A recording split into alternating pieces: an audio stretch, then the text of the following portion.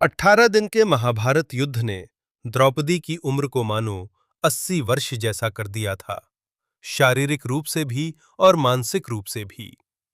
शहर में चारों तरफ विधवाओं का बाहुल्य था। पुरुष इक्का दुक्का ही दिखाई पड़ रहे थे।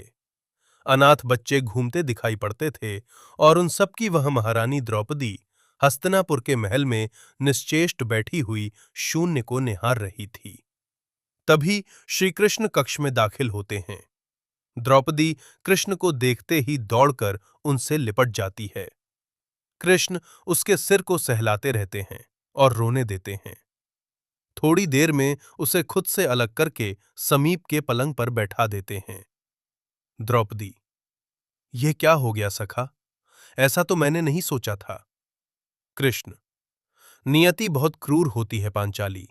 वह हमारे सोचने के अनुरूप नहीं चलती। वो हमारे कर्मों को परिणामों में बदल देती है।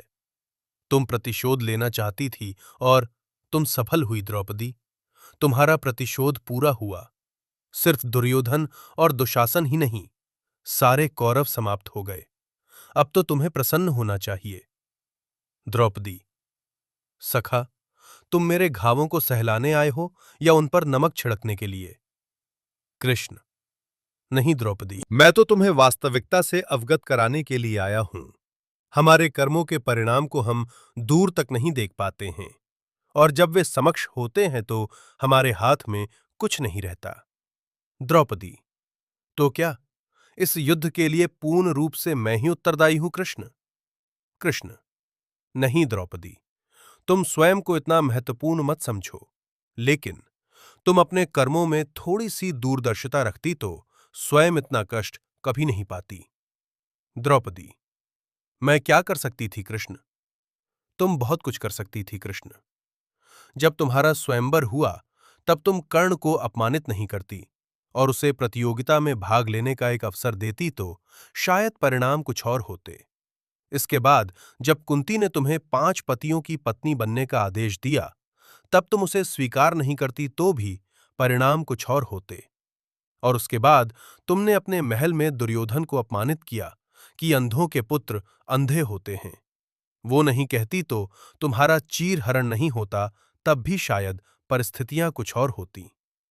हमारे शब्द भी हमारे कर्म होते हैं द्रौपदी, और हमें अपने हर शब्द को बोलने से पहले तोलना बहुत जरूरी होता है, अन्यथा उसके दुष्परिणाम सिर्फ स्वयं को ही नहीं, अपने पूरे परिवेश को दुखी करते रहते हैं।